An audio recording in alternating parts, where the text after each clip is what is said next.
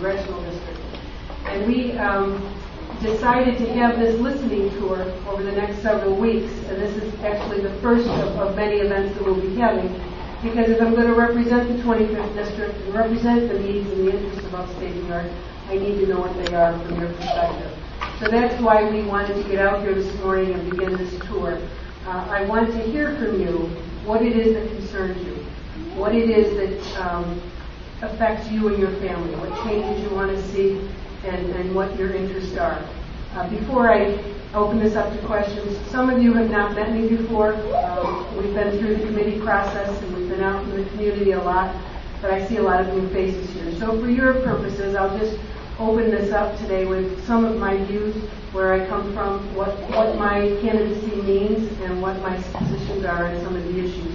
So I'll get started with that, and then we're going to open it up for questions and anything you want to discuss. We thought primarily the emphasis would be on the health care bill. That is something that we've heard an awful lot of concerns about. But beyond that, any of the issues that are relevant to our district, we certainly would like to hear from you. So I don't know if I come out here. Can you all hear me? I just sort of myself behind that microphone. I decided to run for Congress can you all hear me? Is that right? Yes. I decided to run for Congress about a year ago or more. I knew that when the administration changed and when we lost our seat, that there were going to be issues and concerns that we needed to address. And so I went to our county chair and I said, I'm interested in running. I'm interested in at least next November 2010, let's give the voters a choice. Because we knew that there were going to be very distinct positions. And I think that probably you couldn't have any two more different people like the incumbent versus myself. And I think what it boils down to is my position is it's the individual that makes this country great. It's the individual who should have the power. The individual should have the rights. And I think our current congressman believes the government knows what's best for us. And so I think that that's really the essence of this election, and that's why I'm running. I have 6 children and 11 grandchildren, and I feel I owe it to them to fight for this country and to get this country back on course. And I'm afraid that if we don't get back the Republican majority in the Congress and in the Senate this November, by 2012 we will recognize the United States of America. We've seen some pretty sweeping legislation over the past 14 months.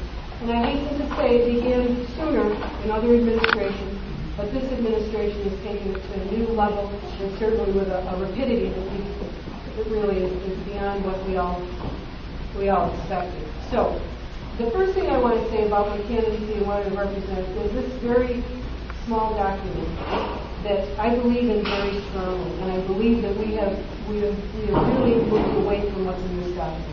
And that's the Constitution. This is really what we need to be focused on, and what we need to use as our guide. And if we do, I think we will find that we get back to what's important to this country, where the individual has the power and the right, and not the central government, the federal government. So the Constitution is really the centerpiece of my campaign. Number one, I'm very strong, and I feel that the role of the government, one of the two roles of the government, is that they should be keeping us safe and secure. That's the role of the government, to have strong national security.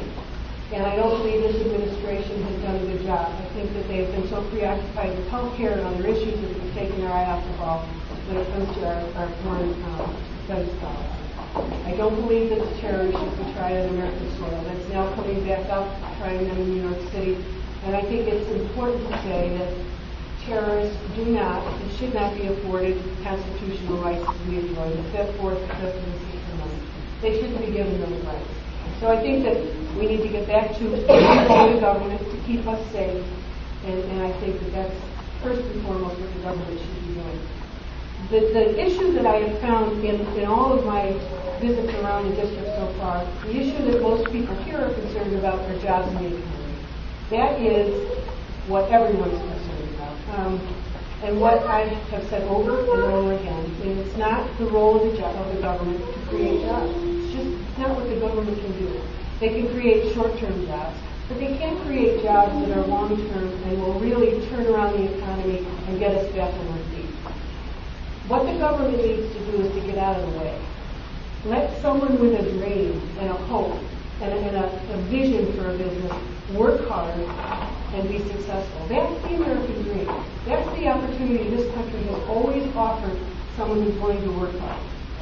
And I really believe that passing $1 trillion stimulus package is not what we needed to get the economy going and create jobs. What we need to do are give small businesses and individuals tax breaks, eliminate the death tax, reduce corporate taxes from 35 to 25%, eliminate the second tax on dividends, make the tax cuts permanent.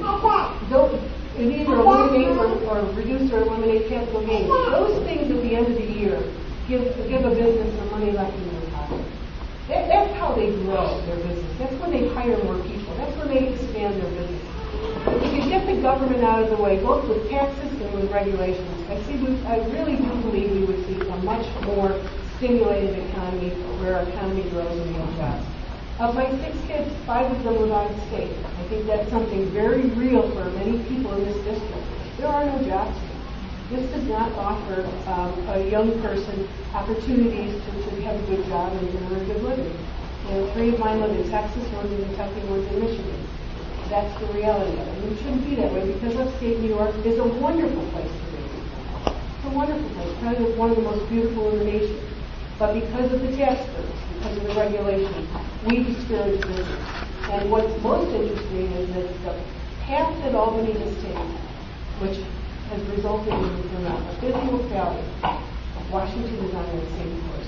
This taxing and regulation course.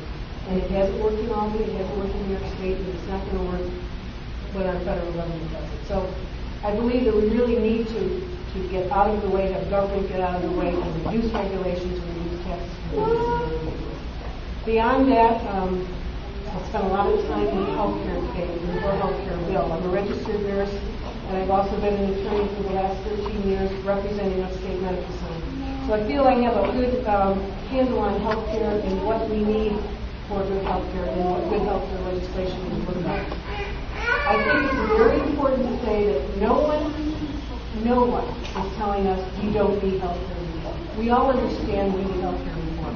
The system needed some fixes. But what it didn't need was that over there. That's the healthcare bill. And it's over 2,000 pages of what it amounts to as a government takeover. It really does. It doesn't address the issue. If you look at healthcare, you talk about the cost of healthcare. How are we going to keep healthcare and the cost of healthcare down? And we talk about access to healthcare. Those are the 2 things that people are always concerned about. How do we make healthcare more affordable? Well, we've got to have a discussion about tort reform. That's not in that bill. That's how we will help to keep the costs down through tort reform. Lawyers and physicians have got to reach some conclusion that they can both deal with this fairly well. We have to protect the patient. That's first and foremost. There are no question there's bona fide medical malpractice. We have to have a way to handle that. But on the other side, we have to protect the doctors from, and what they end up doing is practicing defensive medicine. And we know that. 3 tests instead of 1 test. So if we're talking about healthcare and healthcare reform, the cost of healthcare, we've got to talk about tort reform. Beyond that, we have to make insurance and availability to people. We have to make it more competitive. We've got to give back the patient consumer the choice. Just as you go out and buy an appliance or a car or your car insurance, you go and you look and you find out which product is best for you. You shop for it, what you can afford, what features you want in that, and that's how healthcare insurance should be. You should be able to go to any state in the nation and decide, I want to get my health care in Texas because I get a better deal, a better plan, and that's what I like. And I like the way that one looks. We need to make health savings accounts more.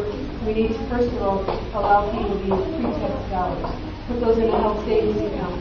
A lot of young people, they want health insurance, but if they were able to put $3,000 or $4,000 or $5,000 in a health savings account, pre-tax dollars, and then spend that for their checkups, for their dental appointments, for whatever they need, and then have some catastrophic policy. So they're not getting into that $2,000, $3,000 a month premium.